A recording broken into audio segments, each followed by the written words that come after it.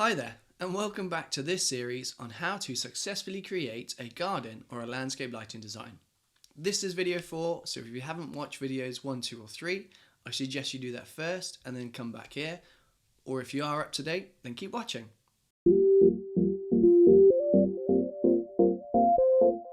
Hi, I'm James. I'm one of the directors here at Astra Lumos, and today we will be continuing this series on how to successfully create a garden or a landscape lighting design. On this video, what we're going to be talking about is lighting for beauty or lighting for security. A good place to start would probably be in terms of what we would class as what is security lighting. For us, security lighting would be large floodlights, high level, generally on a building or on a post. They would be very bright. Quite often we choose a cool white colour for the light, just because that tends to light things up a bit more and make things a little bit more stark, which from a security point of view is exactly what you want. And we would normally control these both by switch override on, switch override off, and also movement and time. I can come back, I'll dig into that a little bit later, but those are sort of the 4 ways we generally control these lights. And what this does is lighting on a movement basis really adds a psychological barrier. So if you imagine when you've got, you see it all the time in films and stuff like that, people trying to escape prison, they think they're all clear, and then obviously the big bright floodlights come on and everyone's like, oh no, we've been caught. That effect works in the real world. So if properties or spaces, that sort of thing, garages, sheds are in the dark and are unlit, and people can generally get to the door and start trying things without any lights coming on, they tend to be a bit more braver and a bit more bolder and actually give it a go. However, if as they are getting towards the building or they're getting towards a shed or a garage, and a big floodlight comes on, it's generally enough to at least deter people initially. Another thing we would recommend from a security lighting point of view is probably not rely on solar power. We just find it's an okay thing to do if you are just looking for a little bit of lighting down the back end of your garden and you don't go there very often, and you're not looking for anything in particular. They can work okay. Our personal experience is we've never had reliable results with them, so it's definitely not something I'd recommend.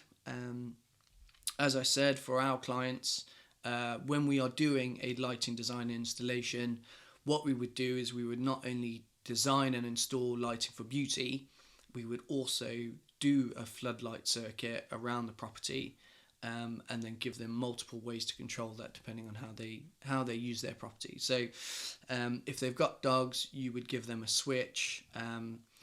If they don't have dogs and they don't really need to override them on very much, then you'd give them an override off, so that whilst they're out there entertaining, you don't have the big floodlights going on, off as the movement is around them.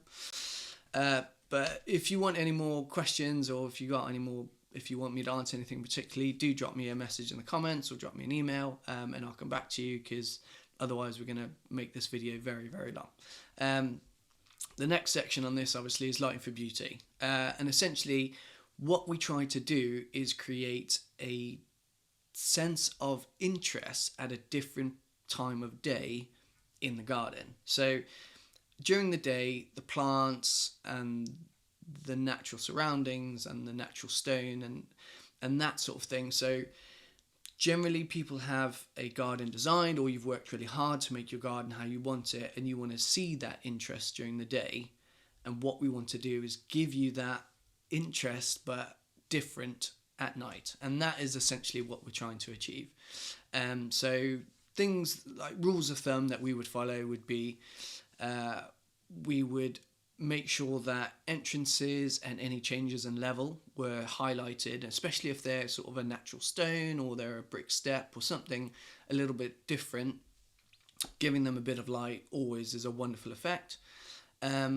We always try to use subtle and warm, like glow lighting, nothing nothing warm, nothing cool white, because also that goes against really the whole international dark skies side of things. And obviously we want to be very considerate to not only people around you but also the environment. So nocturnal animals really rely on the dark, and so what we don't want to do is interrupt nature too much. So warm white and extra warm white are the way to go from an outdoor lighting point of view. Other than security, I would stay away from cool white sort of things.